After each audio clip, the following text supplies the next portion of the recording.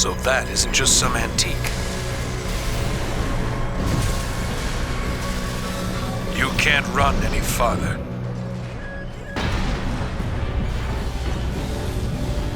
Wait, no, please! Yeah! It's over. Confirmed. Target destroyed.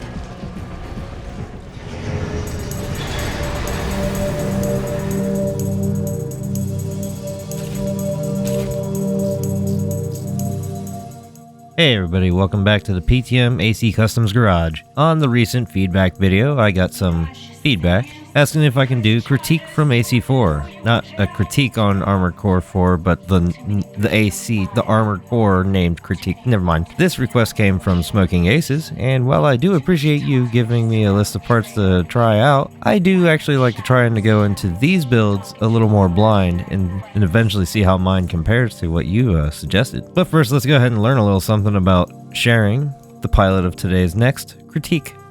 Sherring was a Raven before the National Dismantlement War, an event triggered by the weakening sovereign nations becoming so weak the major corporations said, well, we're not weak, so let's go ahead and be in charge of everything. And then they won the war. He fights and becomes one of the chosen few former Ravens who are now Lynx, piloting the next generation ACs. The special few pilots became known as Originals after surviving the war. He works for Aldra and is the rank 14 original in the arena. The player controlling Anatolia's mercenary is sent to face Sherring in the next critique in the mission Sea of Blood, attempting to retake the Dornier mining station. Critique is an Aldra-designed Hilbert model, mostly, that was heavily defended but still supposed to be pretty mobile. As for mobility, ours is going to fall a little short. The head, arms, and legs were all Hilbert G7 parts, while the core was a CO1 Tellus from Leon Mechanica. It had a LoRa, FCS, and Maxwell generator, with a Polaris main booster. It carried big old laser guns, the Canopus High Laser, and the Altair laser rifle, so if you faced him, now you know why he kept killing you. That is if you didn't already. And on his back was a Lamia AS missile launcher that fired self-targeting missiles and a radar that we shall just simply pine over and miss.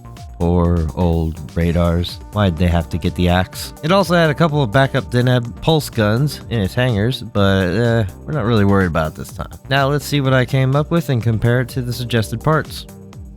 For the head, we actually had the same idea to use a Varel head from Balaam, though later I believe Gentech brought up the Mind Alpha being a good alternative, and I'm gonna have to tend to agree that that was a good choice, but I already had made my choice, so Balaam wins.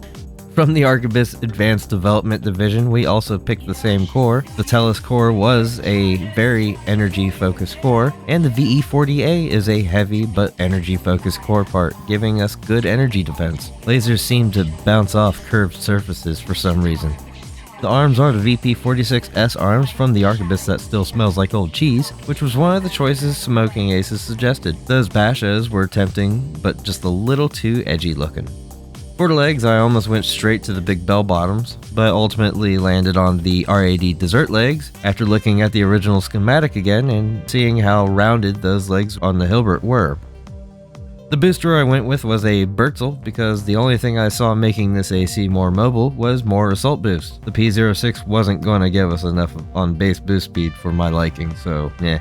The original FCS was a LoRa FCS, which was firearm focused and less helpful for missiles, so I gave it an Arquebus ADD VE21A, which is good for mid and long range assistance, but suffers in missile lock correction.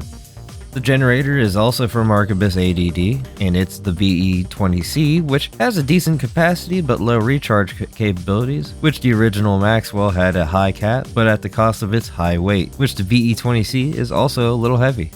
And our expansion is Pulse Armor because Primal Armor. So far we've been on pretty close to the same wavelength almost. We'll see how long that lasts. In the right hand in place of the Melier Canopus High Laser is a VE66 LRB. I almost picked the LRA, which the LRA does actually look a lot like the Canopus, but I wanted more for a high laser. Hell, I almost went with a Coral gun.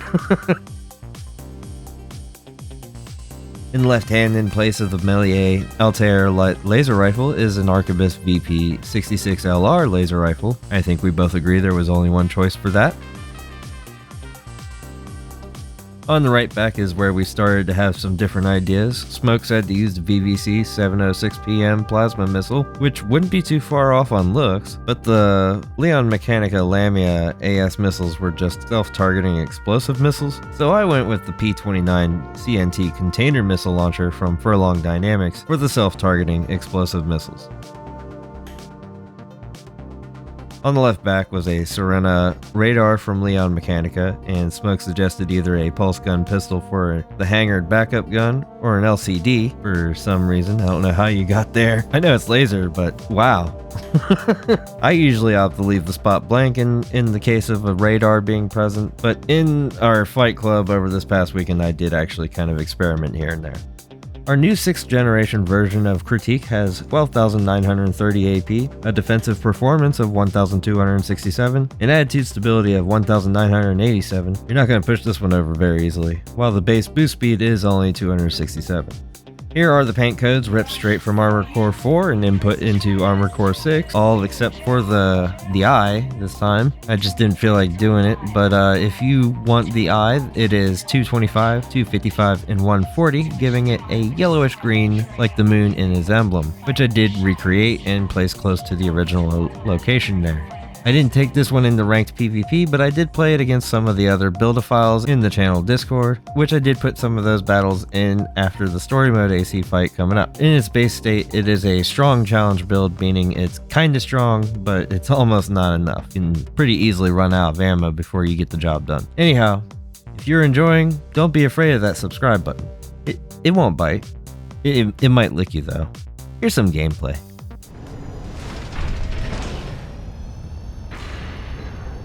Light shoulder ammunition at 50%.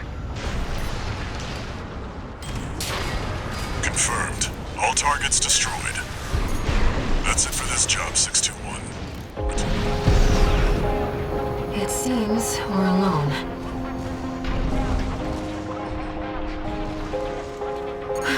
Raven, ambush! You must be Raven. Yes, you do seem rather extraordinary. Independent mercenary ColdCall, AC Dead Sled. It seems he's a black market contract killer. Well, nothing personal. This is just business. I see why Borikwafu couldn't beat you. Why he abandoned his red gun pride and succumbed to his frustrations. What a pity. You shouldn't have been so hard on the poor lad. Is that your game? I'd hoped to carry your body back in one piece and deposit it at the lad's feet. But it seems things won't be so easy. AP at 50%.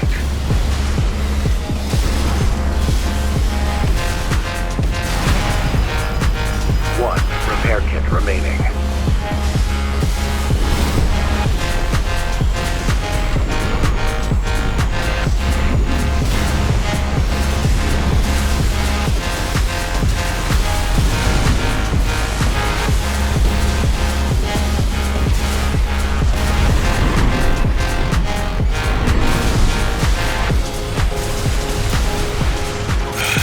It comes. The inevitable. AC Dead Sled destroyed. ColdCall won't be a danger to you anymore.